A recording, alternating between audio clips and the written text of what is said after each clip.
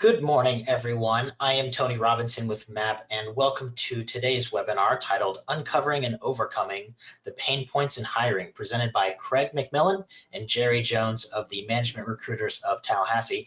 A few notes before we get started. We will be keeping all attendees muted throughout the presentation.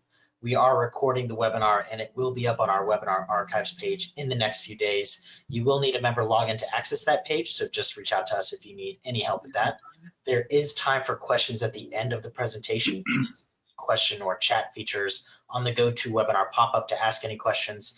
And if you have any logistical issues, you can use those same features and I will help you troubleshoot. With all of that being said, I will turn it over to Craig and Jerry.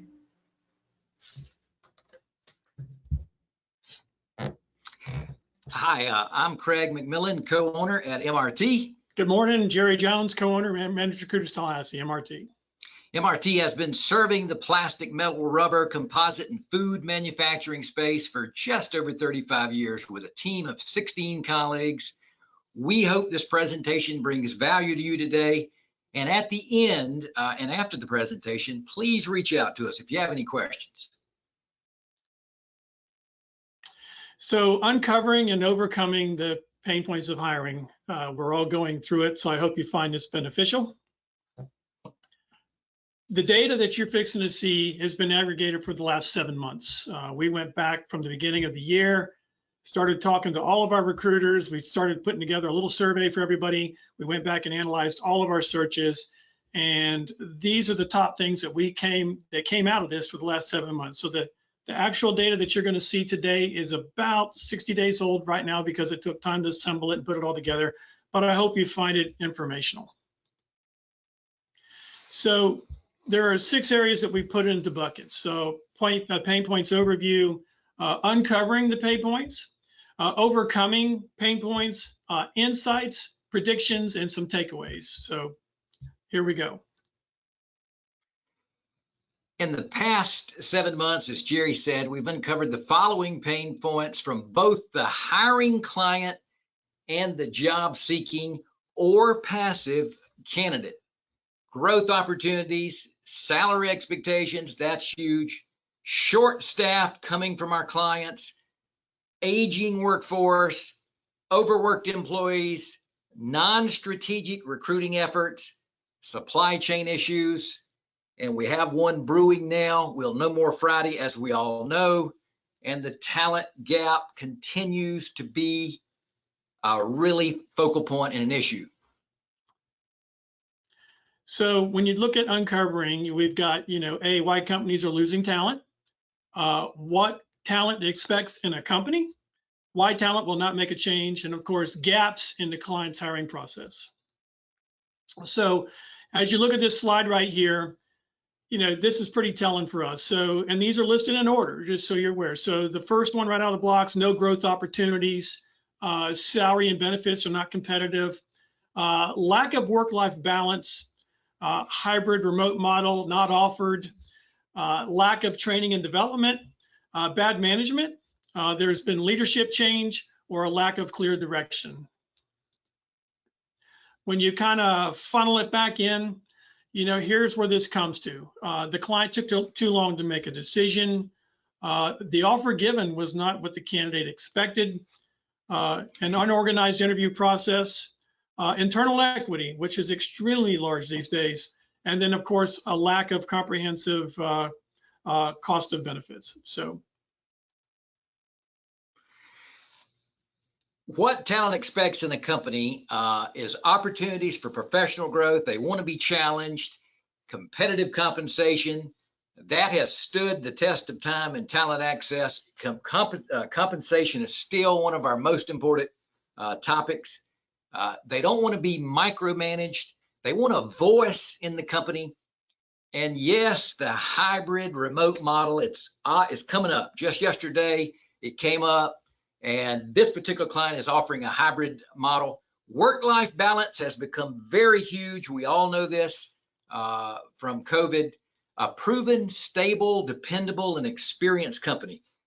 Today, more than ever, post-COVID, professionals are looking for stability, and they want to be part of a team. So why talent will not make a change? Here are the big three for us. Growth opportunities, clearly defined career path, upward mobility, prospective companies not offering more. Great culture. I can tell you candidly, every search we have taken this year, and it continues, is culture, culture, culture. So great culture, an open door policy, work-life balance. Are you accommodating the management? And are they a team-facing, teamwork-oriented organization, or is everybody in a silo? And then the other component, comfortable. They're comfortable because they know the culture, stable routine, or they're uncertain in the economy. Gaps in the client hiring process. I keep saying huge, huge, huge, huge. This is really large. This is big, especially now in these post-COVID times and this talent shortage times. We've learned gaps in the hiring process are problematic to securing talent. So you've got to focus on what you want in a professional. You got to have solid timelines. The hiring team has to be prepared. Everyone has to meet. You've got to come up with your qualifying questions. It can't be ad hoc or at the fly of the moment. You've got to plan it. You got to be quick with your responses and feedback to professionals. You've got to lay out the red carpet now more than ever. So when we talk about trying to overcome a lot of what you're starting to see now, we come up with, how do you retain talent? How do you attract it? How do we compete for talent? And then how do we onboard it properly? So when you kind of break it down, here are the top issues. Compensation is competitive. Investing in facilities, and I can expound on that. Personally, going out, I see a lot of clients in person. I've gone to some places where extremely nice, great place to be. And I've gone to other places where a lot of work needs to be done, and should take a look at that. An established company culture, good, proper work-life balance. Employees are heard, relationships are built. And then, of course, training is offered, growth opportunities are given. These are big key issues, what we hear consistently across the board. How to attract talent? Wow, that's a big topic. You got to offer competitive salary and benefits. We've learned from talking to professionals in our space. You got to provide that great culture. That's a hard one. What is culture? A lot of companies use the phraseology family. I think that's a little overused. So really work hard on coming up with truly what you're describing culture, what your describing words are when you talk about your culture. I think family is overrated and overused. You got to provide necessary information in the job postings. Try to have a job posting that separates yourself from the normal everyday job posting. Talk about the value proposition of the company, duties, day in the life. Make sure it's going to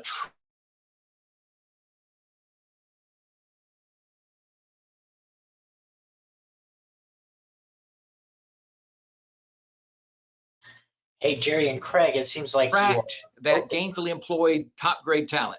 You got to talk about upward mobility. There's got to be a career joint schedules now more than ever. We all know that. A lot of companies are working on this and trying to work on those flexible schedules, but think out of the box.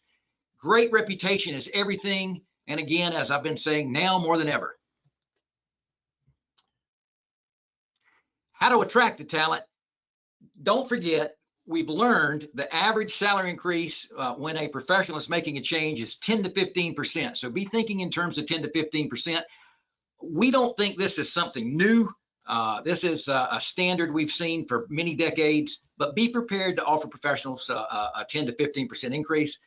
Be prepared for the candidate to receive a counteroffer. Now more than ever, we're seeing more counteroffer activity because we're in a short marketplace. We're in a candidate-driven marketplace. So be ready with a backup plan. So if you can't get that target candidate, can you go to candidate number 2? Can you go to candidate number 3? Don't put all your efforts into candidate number 1 and let that be your number 1 focus point, is our encouragement to you. And of course, benefits are still very huge. Most companies offer excellent benefit packages. Look at your benefits. Are they competitive in reference to cost? Cost is really coming up here lately, and that's the thing you want to look at. Are they comprehensive, and are they competitive in the marketplace, comparable to other companies? Things to think about in reference to attracting talent and maybe thinking outside of the traditional box, if you will. You can offer mental health days. Professionals came to us saying, look, what about mental health? They're thinking about it now more than ever. Sign-on bonuses are huge. Most professionals we've talked to year to date have received some type of sign-on bonus. Employee-focused programs and training, still huge. Benefits starting on day one. Big one. That's a big one. We've had a few professionals not take an offer this year, maybe two, if I remember right, that just turned us down after they realized benefits wouldn't start until the first of the month following 90 days of employment. Think about extra time off when goals are met. We've had professionals mentioning that their companies are offering that. This was enlightening to us when we first heard it, but professionals talked highly of it. It was positive for them. Work-life balance, that's every day. You know, since COVID, during COVID, everyone's talking about that work-life balance. Some companies we're learning is offering a 4-day work week. Didn't think that would ever come. Fridays off. So think out of the box when you're wanting to attract the talent. You know, just think out of that box and maybe come up with these, you know, other things, if you will, that will attract the talent. So when you look at attracting talent, you know, one of the key areas that we see often in interviews is, you know, questions your recruiting and also your hiring team should know. And I can't overemphasize this. This just happened within a week ago. Candidate pulled out because the people that were interviewing weren't prepared. They didn't have good questions, and it turned them off.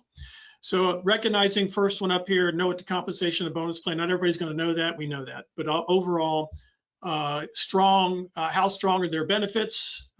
What can I become in this company? What is the cost of living in this company's city?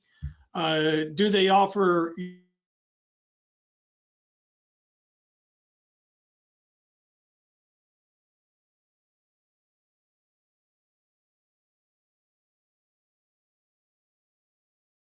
Oh, I think we lost you again.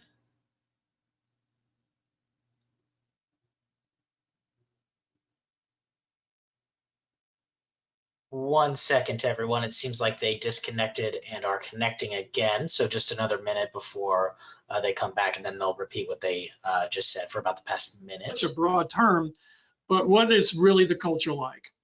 Is it top down? This is what I say, do what I say. Is it collaborative? Those are pieces that your people need to be prepared to answer, and answer it honestly, answer it positively, and be careful about how they answer in their tone of voice too, because candidates have a very keen ear, and if they sense any negativity coming out, they will go. Amen. So when you talk about competing for talent, you know, to me, first and foremost, build a great online presence. There are companies that I personally follow. There are some out there that I think do an outstanding job. They're on the big sites, LinkedIn, Glassdoor, Twitter. They're feeding out, they're showcasing their talent. I think it's outstanding. You may want to consider doing that. But you know, when you go to Glassdoor, when candidates are called about opportunities, they go research you. And if your online presence isn't positive, or if you've got a lot of negative things about your online presence that you need to look at, then you should get that cleaned up. Don't discount it. You could even hire companies that will clean that out for you, but that's up to you. How well respected and what kind of reputation do you have? They will make calls to people that know people who know people to find out what it's like. And so you've got to build a culture that lasts, that creates a good, meaningful experience for your employees' lives. There are some companies that we know of that we work with routinely that really focus in this area, and it's working well for them. Their turnover is low. They immediately recognize that, look, we need to be more competitive in our wages and benefits. They care about their people, and I know all of us do. But it's so important now because the gap is widening in the talent space. And then the last one is working with the recruiter. You know, you may have to consider doing that if you think you want to compete right. The recruiter should be, if they're any good at what they're doing, they'll know where to go and how to go about it and who to source and where to go find what you're looking for ultimately, looking for that passive talent. So when you're onboarding, this is massively important. You've already made an offer or you're getting ready to make an offer. You know, a good, robust interview feedback process is happening. This keeps the candidate fully engaged. There's constant and transparent communication from the first interview for the first 90 days of employment. Good detailed planned orientation lasting more than a couple days. I think that's critically, massively important. Have them set up within the company for the first day. They got their phone, their email, their computer, their logins, passwords. I think probably a fair amount of folks start doing that, but maybe think about that. I actually placed one earlier this year.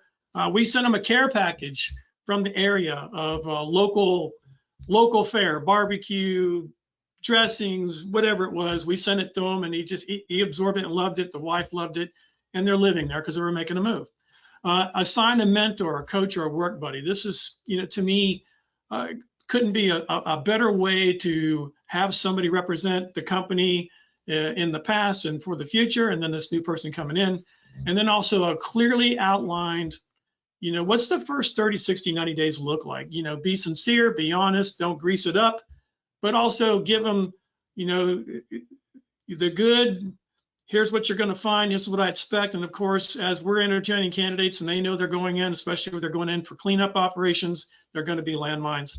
And then the last piece, the ability to spend time with multiple departments, give them the latitude to talk to others. Insights, we encourage you to consider these insights going forward. Competition will remain high. If you do not fix hiring and onboarding processes now, the competition will beat you moving forward. We feel candidates have 3 to 5 opportunities in play. It's very rare year to date and last year, the year before, during this candidate-driven market that we talk with a professional that doesn't have multiple opportunities. So I think we all know that. Positions are staying unfilled for long periods of time. We're getting that. Work is not getting done. Revenue is being lost. I'm starting to see that ease up a little bit. Earlier this year and last year, we were talking with clients that actually couldn't run production lines due to not having frontline staff. The frontline worker shortage is still with us, but we're getting reports that it's not as bad as it was in previous months and years. The competition for talent, demand for talent is an all-time high. I think we all know that. We feel like it's going to remain high. You've got onshoring taking place due to the supply chain issues, inflation. We're looking at about 1,800 companies onshoring, creating about 400,000 new jobs by sometime next year, creating about 2.1 million jobs that will be left open by 2030. So we're in that very turbulent time, as we all know. Disruptions are around the corner. We learned yesterday that there's a possible disruption coming this Friday. We know more. We certainly don't want that. So just consider these things based on the information we're bringing you. And I'm sure that we want to think you are considering these, but it's good information to consider, please. So when you look at some predictions here, and these are our predictions, but you know, these are things that we're experiencing on a daily basis. We see it routinely. So here we go. The Southeast is going to see the most job creation. The reshoring, relocation, you know, is ongoing. Craig just mentioned it. It's going to intensify. You know, the big areas for us, we're seeing Texas, Tennessee, Florida, Georgia, Alabama, and the Carolinas continue to be very strong. We said it a minute ago, 400,000 new manufacturing jobs are going to be created, are predicted by 2023 due to reshoring, 2.1 million unfilled jobs by 2030. Think of it in these terms. I mean, if you haven't sat down, and I'm sure many of you have, and looked at your key talent in your company and figured out, okay, how long before X is going to retire, and you haven't started planning for that now, we're in deep kimchi. And there is not a lot of people in behind that. And you've got to think about the big geopolitical issues that we've been having, say, these last, you know, 3 election cycles. where we don't have a lot of foreigners coming in to fill some of these highly skilled technical engineering roles, we've got some major gaps because we're not graduating enough to handle it. More funding to advance domestic manufacturing, creating more and better STEM programs in the schools, and identifying and alleviating supply chain issues is going to be critical mass. It's got everybody's attention. We all know there's being investments made into manufacturing. It's going to happen. It's going to continue, and it's going to strengthen. And I think a big one, number 4, and we're experiencing it personally here in our office, is the Gen Zs entering the workforce. They are a different dichotomy when you're talking about how to handle them, what they're looking for. The pieces that we mentioned earlier about work-life balance and work from home, all those pieces, they're after it. And if they don't get it, they just go. They go elsewhere. They don't care, whether it be an engineer or whatever they do. I think we got to find some balance here to help sustain us for the long haul. By the time 2030 gets around, we're in a lot better shape, and that 2.1 million unfilled jobs, is half of that, hopefully. The main takeaways that we feel we wanted to share from the data we captured year to date: be robust in your approach, be as competitive as you can be. We realize you're in cities where there are major employers creating a lot of competition for talent. You might be a smaller company competing with a large OEM, but think out of the box, be competitive as you can be, create a team-oriented culture, truly a team-oriented culture, invest in training and development, think about what that person can become when they join your company. Ask yourself, do you really know your employer's needs? Do you know what they think of the company? Do you know what other companies think of your company? What is it like to sit in your break room or use your bathroom? So these things sound kind of corny and they're small, but it's huge, and what we feel are main takeaways. We're open for questions. Anybody have some? We'd love to field them. We'll send it to you, Tony. Yeah, we did get some questions in. The first one was, what are you referencing regarding a decision on Friday? The possible rail strike. That would be a major disruption, as we all know. If your residents are coming to you via rail, could be an issue. Correct. We all know, I'm confident we all know that it's going to affect all of us if something isn't done before Friday. Hopefully we won't be talking about this past Friday. Definitely. The next question we had was, how can we advertise growth opportunities within our company to attract talent? Well, that's a good one. I don't know in your organizations, how do you communicate with your people? Certainly, you've got the logical places, your break rooms, areas where they congregate. Something that comes to mind is a lot of times when I visit clients, they may have big flats panels all over the plant talking about their KPIs, but maybe you have a flat board somewhere where you flash opportunities inside the organization where they can pick up on it. Might be an option for you to consider. Certainly word of mouth happens. I mean, to me, your team leads out there on the floor is where really the meat hits the bone, and how they treat those folks is everything. But they should be in the know of what you're after as well, so they can maybe recruit the best candidate for you internally. The next question we had was, how can we implement upward mobility? What are the first steps? Ooh, that's a really good one. I've got some clients that kind of actually go in this area. They start doing training and development. I think it comes down to identifying somebody with, the skill sets that you're after.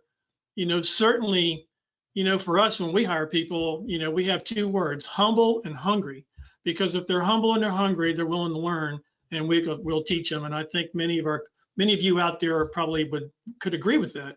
If so, find your hungry and humble opportunity people out there, invest in them. let them try out different opportunities or different jobs in your organization and see what they can identify with, because you just never know. You may find a superstar out there that just identifies with it, becomes their passion, and then you don't mind putting in the capital dollars to train and, and grow them.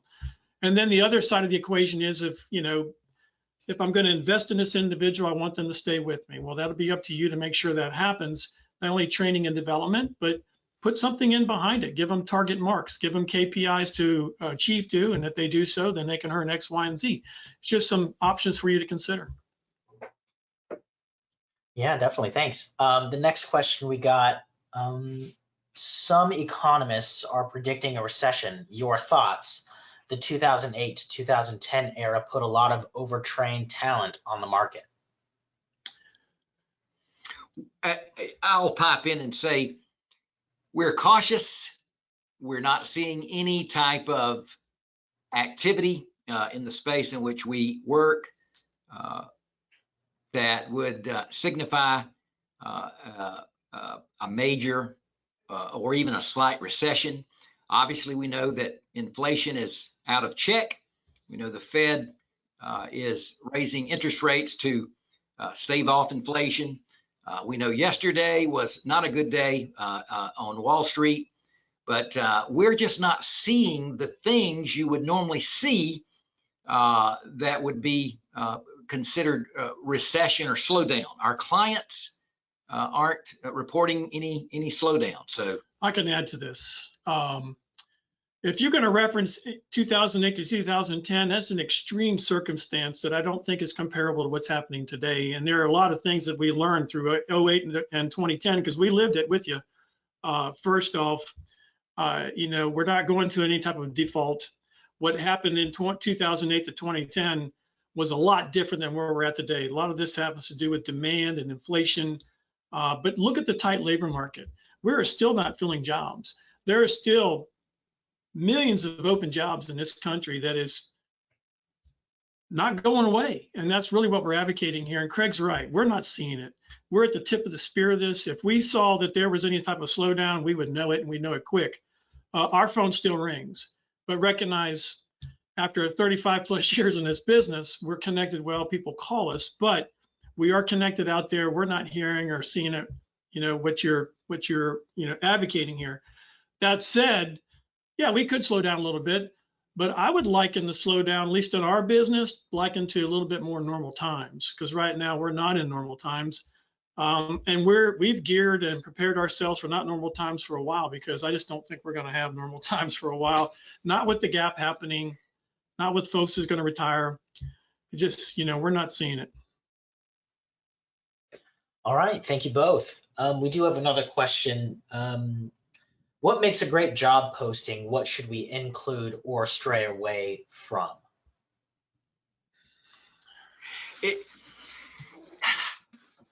We feel a good job posting is going to talk about obviously the requirements, the duties, day in the life, but think value proposition information, pepper it in there. Don't think no lost time accidents for a great period of time is something that should be overlooked. List, though, any kind of grabber or value proposition information we think should be peppered in there to make it look unique, yours, if you will, and not just something that looks like every other company's advertisement. Yeah. 45-year-old company, family owned, strong business model, strong, things that get people's attention. Because remember, we already talked about the economy and referencing. If people are going to look, they're going to look for things like stability, capabilities, profitability, things that matter. Find a way to get that into your postings. Yeah, it's duties and responsibilities, and we want X, Y, and Z. Yeah, we all want that. But tell me about your company. Tell me something that's going to get my attention, and things like that get people's attention. Your culture, great work-life balance here. Things that matter will get people to look at your stuff.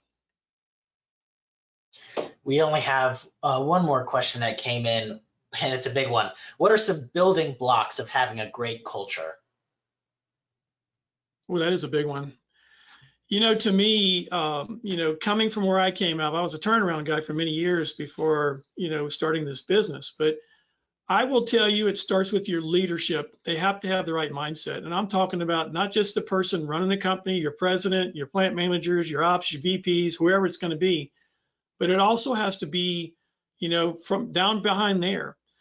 You can be the best leader of a company, but yet your shift leaders are absolutely dogging you. You've got to invest in how to manage and talk and communicate with people.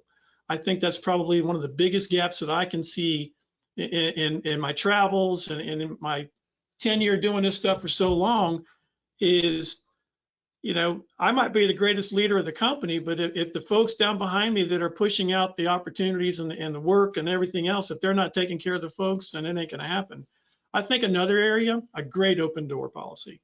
I mean, somebody should be able to come and talk to you no matter what it is without reciprocity. You need to be visible. You need to be available to them.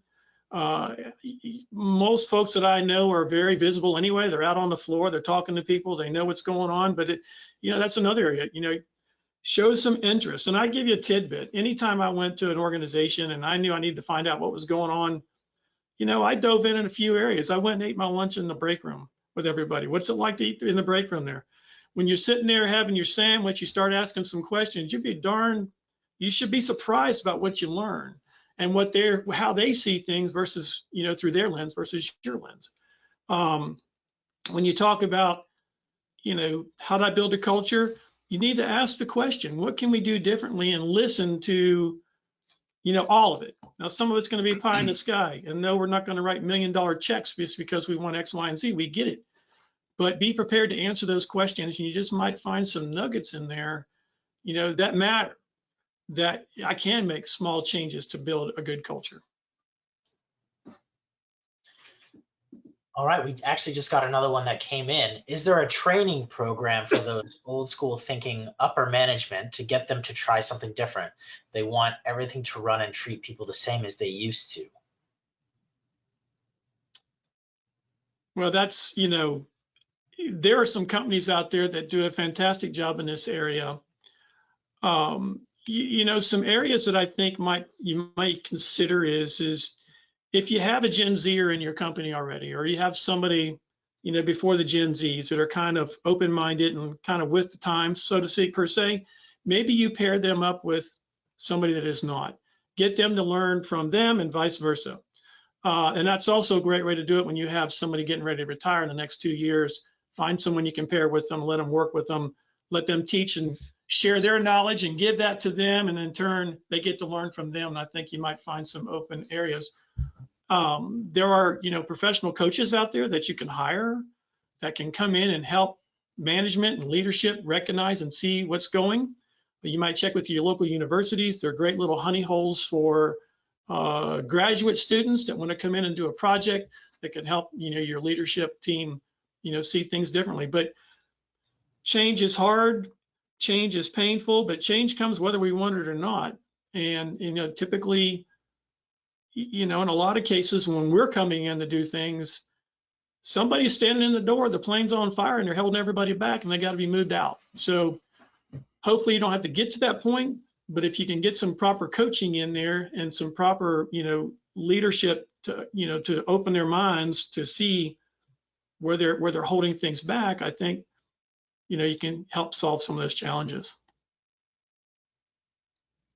All right, I didn't see any other questions come in, so I want to thank Craig and Jerry and the rest of the MRT team for offering the information today. As they have posted on the slide here, if you want to continue the conversation with them, feel free to say hi to them at the Benchmarking and Best Practices Conference coming up in October. Otherwise, they will be there, definitely. If you would like to just reach out to them separately, they have their contact information posted on the QR codes, I'm guessing right there. Thank you to all of the attendees for being here. Just a reminder that the recording will be posted by the end of the week. And thank you all. I will now end the webinar. Everyone have a great day. Thanks, everybody. Bye-bye. See ya.